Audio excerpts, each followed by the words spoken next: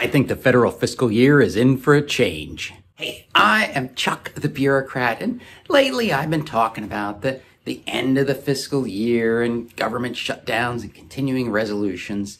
And today I thought what I'd share with you is some idle speculation. Remember how the federal fiscal year runs from the 1st of October to the end of September? Well, it hasn't always been that way, and frankly, I think it's in for a change. See, when the U.S. first established the federal fiscal year, they picked the dates that, honestly, most nations use.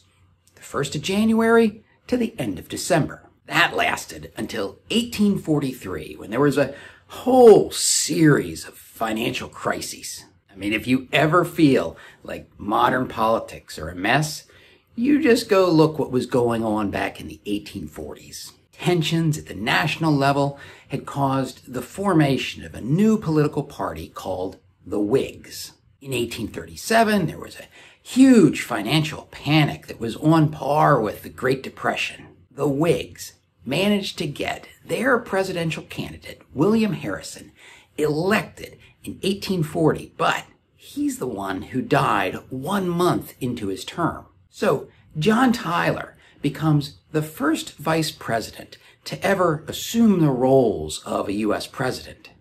And Tyler flakes on the Whig party and policies to such an extent that they kick him out of the party while he's still president. In fact, the Whigs try to impeach Tyler, even though he was their candidate for VP. And then the entire cabinet resigns, except for the Secretary of State.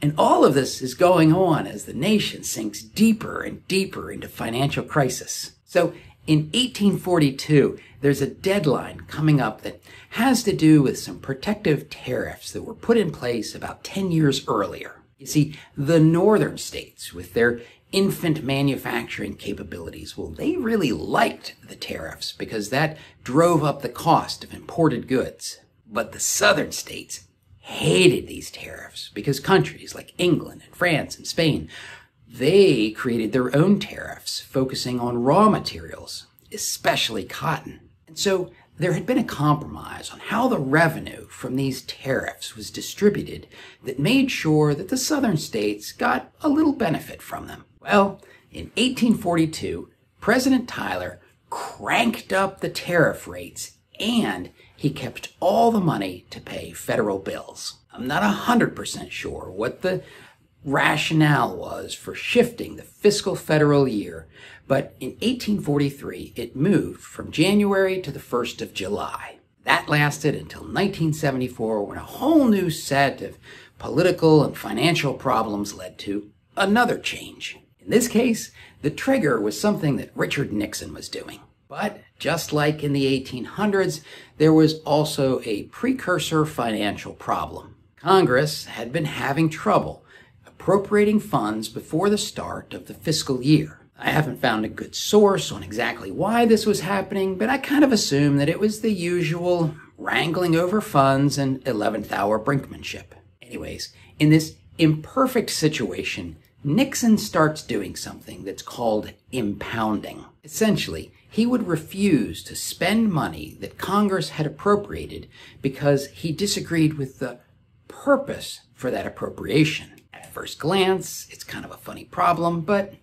if you think about it, it's that classic competition over the distribution of resources. Congress appropriates the money, they set time, purpose, and amount limits, but the president, as long as he stays within those limits, doesn't have to spend the money. So the Congressional Budget and Impound Act of 1974 took steps to formalize the annual budget process. And among other things, they shifted the start of the federal fiscal year from the 1st of July to the 1st of October. And so here we are in 2023. Appropriations are consistently late, continuing resolutions are commonplace, and government shutdowns, well, they're not quite the norm, but they've gotten to the point where they're well understood. That makes me think that the federal fiscal year is about to shift. If you look at this chart from the Congressional Budget Office, What they show is the length of the continuing resolutions over the past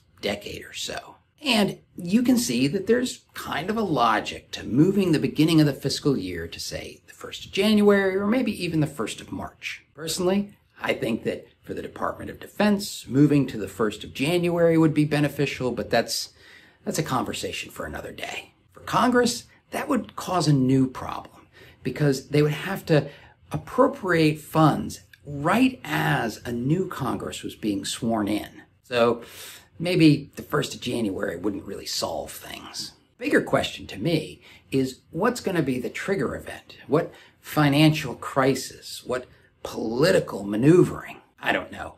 But I learned from one of my favorite books that you always want to listen for the faraway sounds of trouble so that you can be prepared. And if you want to see my reading list, watch this video.